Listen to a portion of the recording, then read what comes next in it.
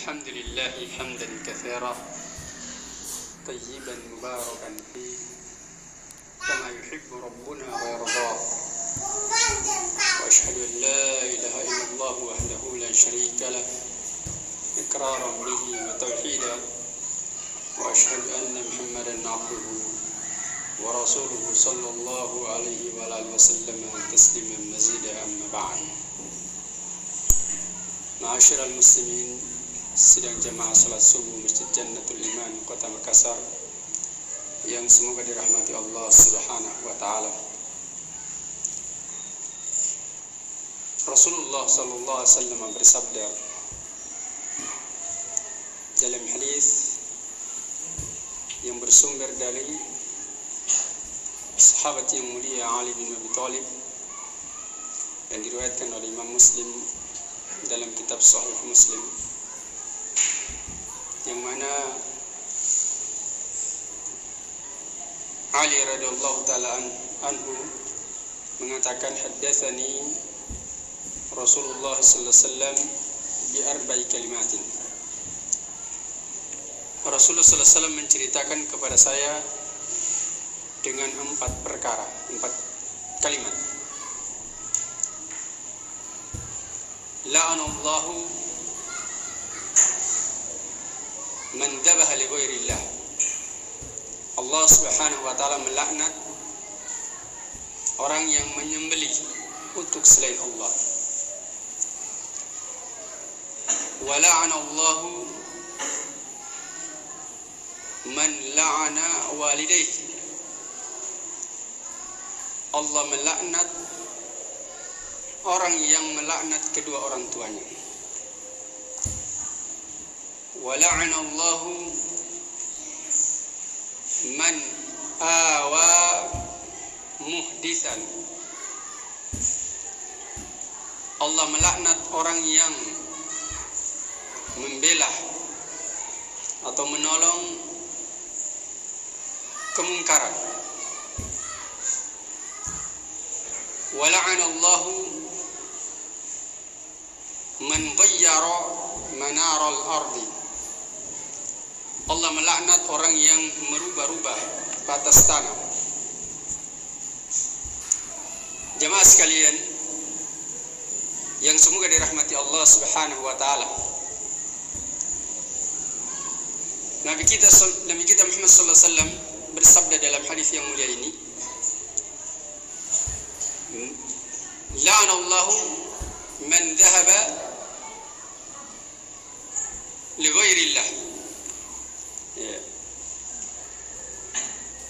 Allah Subhanahu wa taala melaknat orang yang menyembelih untuk selain Allah. Menyembelih yang dimaksud sini adalah yaitu dia mengalirkan darah dari hewan untuk dia korbankan kepada selain Allah Subhanahu wa taala. Bahkan sehewan sekecil apapun juga, walaupun dia hanya seekor lalat yang dia kemudian dia hilangkan nyawanya untuk dia korbankan untuk selain Allah, maka dia dilaknati oleh Allah Subhanahu wa taala. Apalagi memang hewan sembelihan seperti sapi dia sembelih untuk dia korbankan di jalan Allah Subhanahu wa taala. Dan di sini yang dilihat adalah niatnya dia. Jadi walaupun dia menyembelih dengan menyebut nama Allah, dia mengatakan bismillah, Allahu akbar, dia sembelih, tapi niatnya dia untuk dia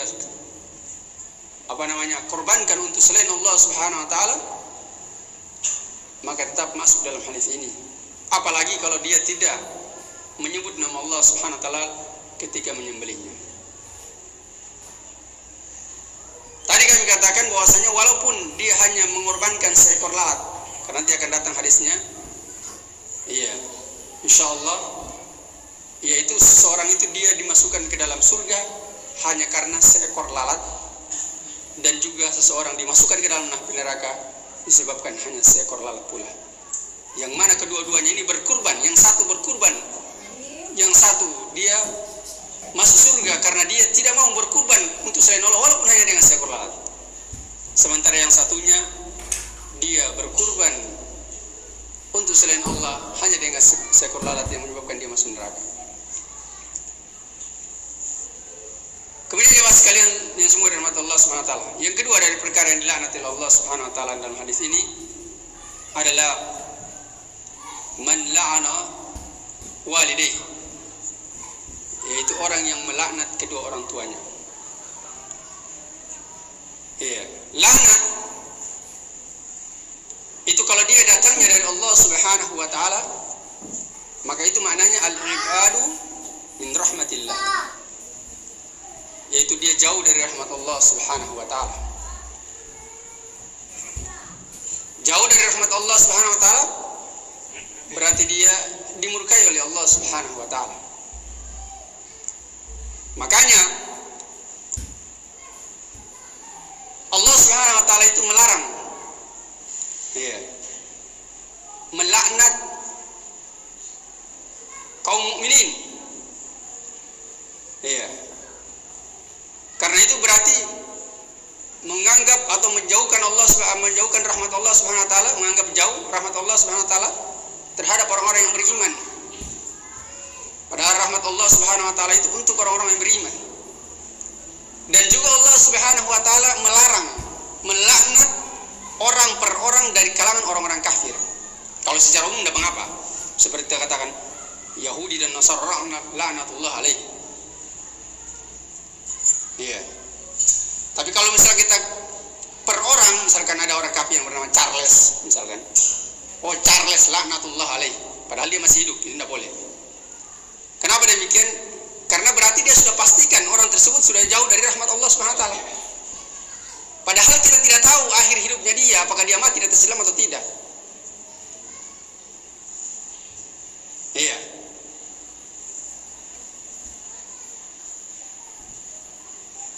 Kemudian jemaah sekalian semua rahmat Allah Subhanahu wa taala,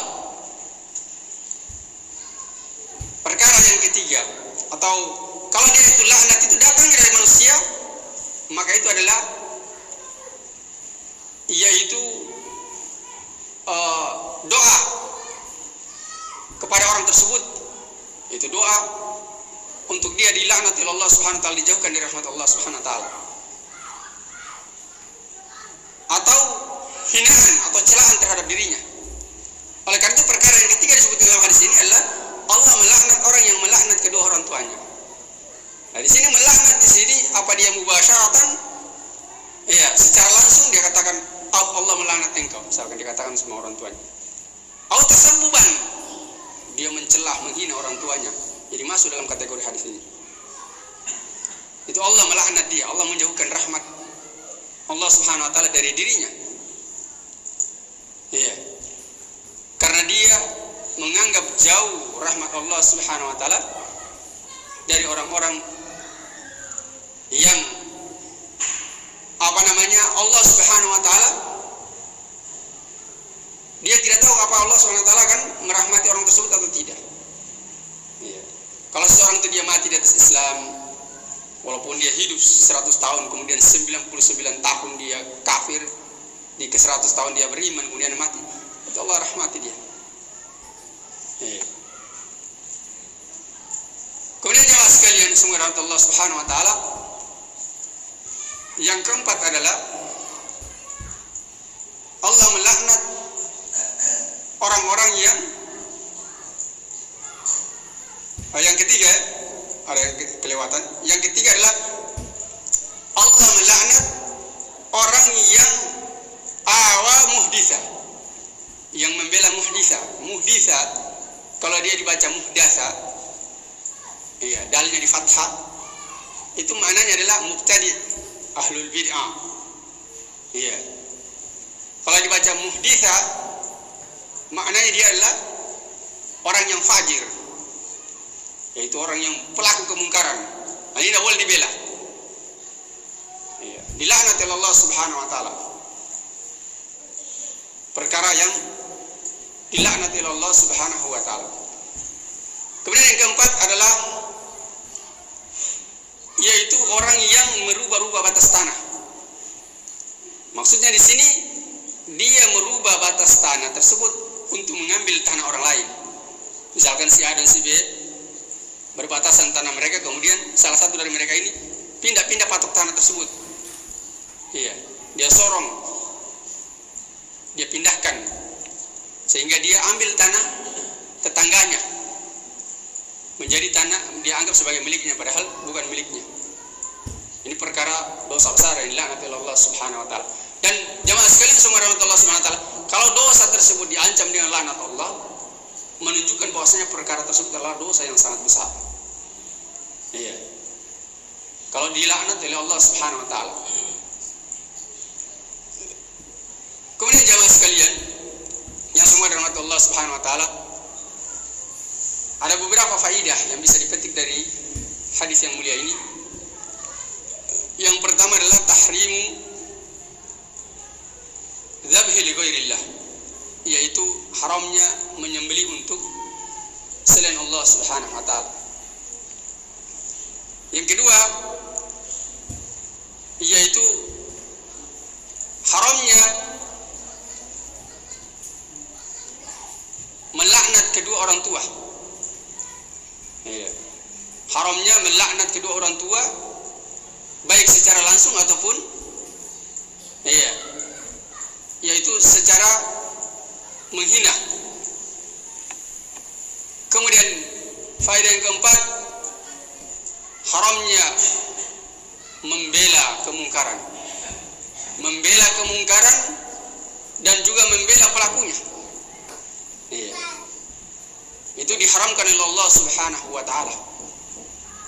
Kemudian yang kelima adalah diharamkan merubah-rubah batas tanah untuk mendolimi atau untuk mengambil hak orang lain dari batas tanah tersebut. Kemudian jemaah sekalian semoga rahmat Allah Subhanahu wa taala, yang berikutnya adalah yang keenam, bahwasannya bolehnya seseorang itu dia melaknat orang-orang fajir secara umum atau orang-orang kafir secara umum, al-bidah secara umum. Bisa kita katakan orang-orang Syiah laknatullah alaihi, orang-orang Khawarij laknatullah alaihi,